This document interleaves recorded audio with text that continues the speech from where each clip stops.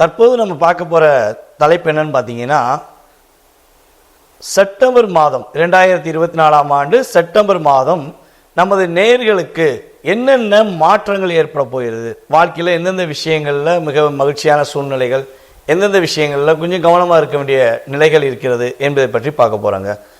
இதில் நம்ம முதல்ல தெரிஞ்சுக்கிற விஷயம் என்னன்னு பார்த்தீங்கன்னா, இந்த மாத பலன்கள் அப்படின்னு எடுக்கும்பொழுது எதனுடைய அடிப்படையில் எடுக்கிறோம் அப்படின்னு பார்க்குறோம்.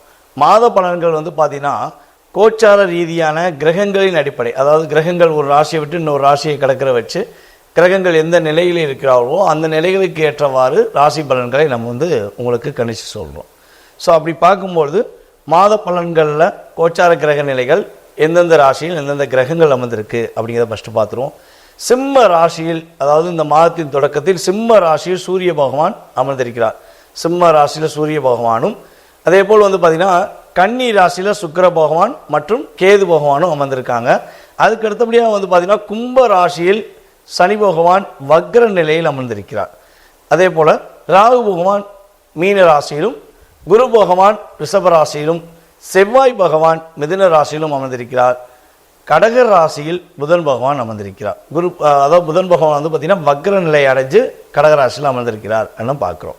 ஸோ இந்த கிரக அமைப்புகளின் அடிப்படையை வைத்து 12 ராசி நேயர்களுக்கும் என்னென்ன மாற்றங்கள் ஏற்பட போகுது அப்படிங்கிறத பார்க்க போகிறோம்.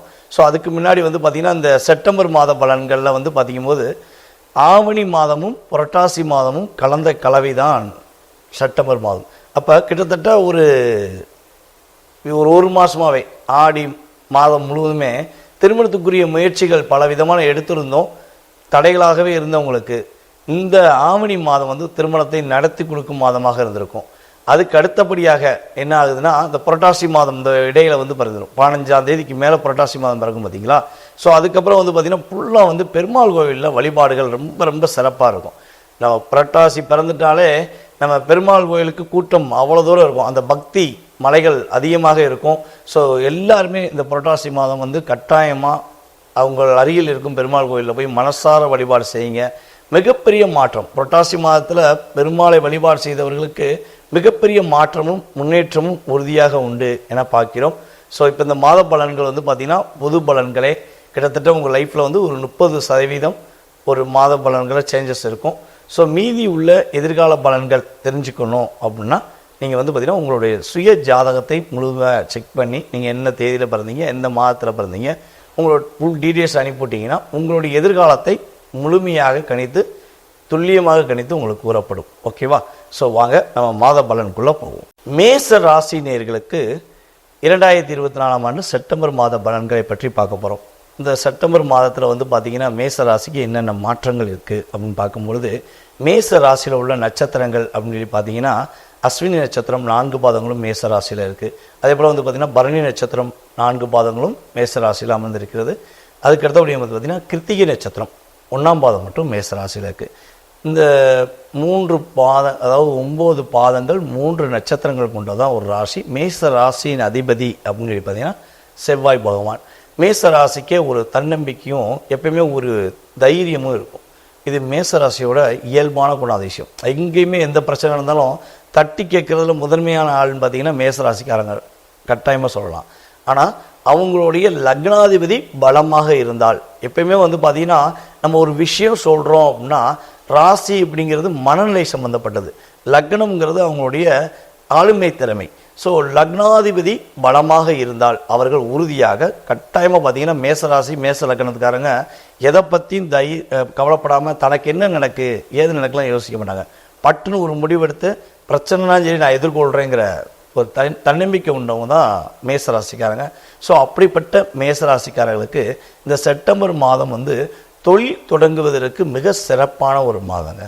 இந்த மாதத்தில் நீங்கள் எதுவும் புதிய தொழில் தொடங்கணும்னு ஆசைப்பட்றீங்க அப்படின்னா கட்டாயமாக புதிய முயற்சிகளுக்கு உங்களுக்கு நல்ல ஒரு கை கொடுக்குங்க. கிட்டத்தட்ட பார்த்தீங்கன்னா இந்த மாதம் கிட்டத்தட்ட ஒரு 20ஆம் தேதிக்குள்ளே ஏதாவது புதிய முயற்சிகள் நீங்கள் எடுக்கணும்னு நினைக்கிங்க, செப்டம்பர் 1ஆம் தேதியிலேருந்து ஒரு 20ஆம் தேதிக்குள்ளே புதிய முயற்சி எடுக்கணும்னு ஆசைப்பட்டீங்கன்னா தைரியமாக தொடங்குங்க. உங்களுடைய சுய ஜாதகத்தை உதவி செக் பண்ணிக்கோங்க. ஸோ இருந்தாலும் இந்த கோச்சார பலன்கள் உங்களுக்கு ரொம்ப ஒரு மாற்றத்தை கொடுக்க போதுங்க. அதே போல் பார்த்தீங்கன்னா உங்களுடைய நட்பு உறவுகள் மிக ஒரு ஒற்றுமையான சூழ்நிலையை நோக்கி பயணிக்கும். ஏதாவது சின்ன சின்ன கருத்து வேறுபாடுகள் உங்களுக்கும் உங்கள் நண்பருக்கும் ஏதாவது சின்ன சின்ன கருத்து வேறுபாடுகள் இருந்துச்சு அப்படின்னா அந்த கருத்து வேறுபாடுகள் விலகி உங்களுடைய நண்பர் உங்களிடம் பழகுவதற்கான வாய்ப்புகள் ஒரு வெற்றிகரமான சூழ்நிலையை உருவாக்கும். அதே போல் வந்து கணவன் மனைவி ஒற்றுமையில் சில தடுமாற்றங்கள் இருக்குது சாமி, எங்களுக்குள்ளே ஒரு ஒற்றுமையே இருக்க மாட்டேங்க, நானும் என் மனைவியை பேசி பார்க்குறேன், அவங்க என் பேச்சை கேட்க மாட்டேங்காங்க, இல்லை என் கணவர் என் பேச்சை கேட்க மாட்டேங்க, அப்படி ஒரு ஃபீலிங்கில் இருக்கீங்க அப்படின்னா கட்டாயமாக நீங்கள் வந்து பார்த்திங்கன்னா செப்டம்பர் மாதம் 3ஆம் தேதிக்கு மேலே மனசு விட்டு பேசுங்க. எப்பயுமே விட்டு கொடுத்து போனால் கெட்டு போவதில்லைன்னு சொல்லுவாங்க பார்த்தீங்களா, அதே போல் கொஞ்சம் மனசு விட்டு இறங்கி பேசுங்க. அவங்க என்ன பண்ணுவாங்கன்னா உங்ககிட்ட பேசணும்னு ஆசைப்பட்டு இறங்கி வந்துடுவாங்க. எப்பயுமே ஒரு கனவு மனை ஒற்றுமைங்கிறது வந்து பார்த்திங்கன்னா விட்டு கொடுத்தல் அப்படிங்கிற செயல்பாடில் செஞ்சால் கட்டாயமாக வெற்றி உண்டு.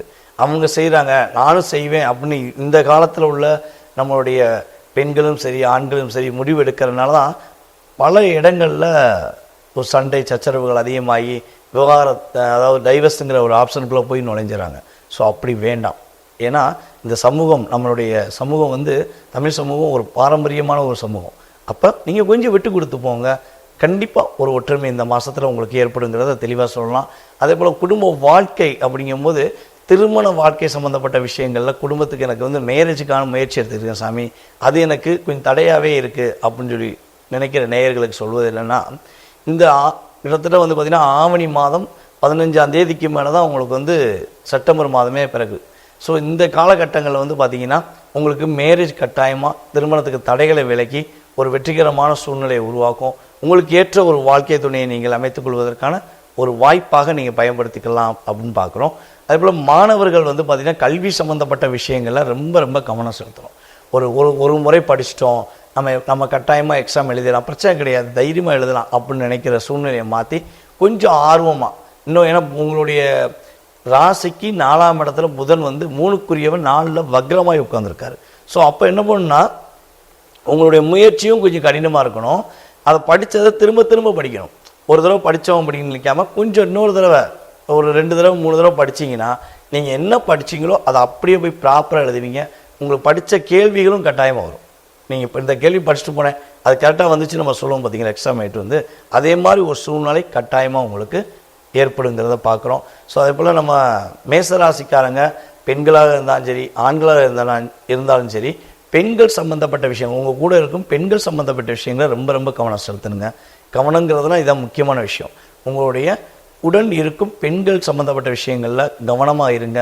அவங்கள நம்பி ஏதாவது புதிய முயற்சிகள் எடுக்கிங்கன்னா கொஞ்சம் ஒரு முறைக்கு 2 முறை அவங்க நல்லவங்களா, அவங்க நமக்கு ஏதாவது நம்ம உதவி செஞ்சால் நமக்கு எதுவும் தேவையில்லாத பிரச்சனை செஞ்சிட மாட்டாங்களா, இல்லை அவங்களுக்கு உதவி செய்ய போய் நமக்கு ஏதாவது தேவையில்லாத பிரச்சனை வந்துடாதா அப்படிங்கிறத நல்லா செக் பண்ணிட்டு செய்யுங்க.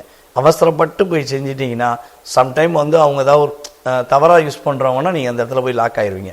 இது மேசராசி பெண்களும் கவனமாக இருக்கணும், மேசராசி ஆண்களுமே கவனமாக இருக்கணும். ஸோ கவனமாக இருந்து யாருக்கு உதவி செய்கிறோம், அந்த பெண் நமக்கு சார்ந்தவங்களா, அவங்களால நம்மளுக்கு பாதிப்பு வராதா அப்படிங்கிறத நீங்கள் நிதானம் செஞ்சீங்கன்னா கட்டாயமாக உங்களுக்கு மிகப்பெரிய பாதிப்பு ஏற்படாது அப்படிங்கிறத தெளிவாக சொல்ல முடியும்.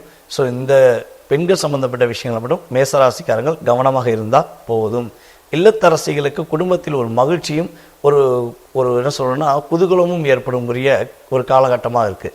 ஸோ நீங்கள் ஒரு குடும்பத்தில் ஒரு அங்கீகாரம் பெற்ற நபராக இருப்பீங்க.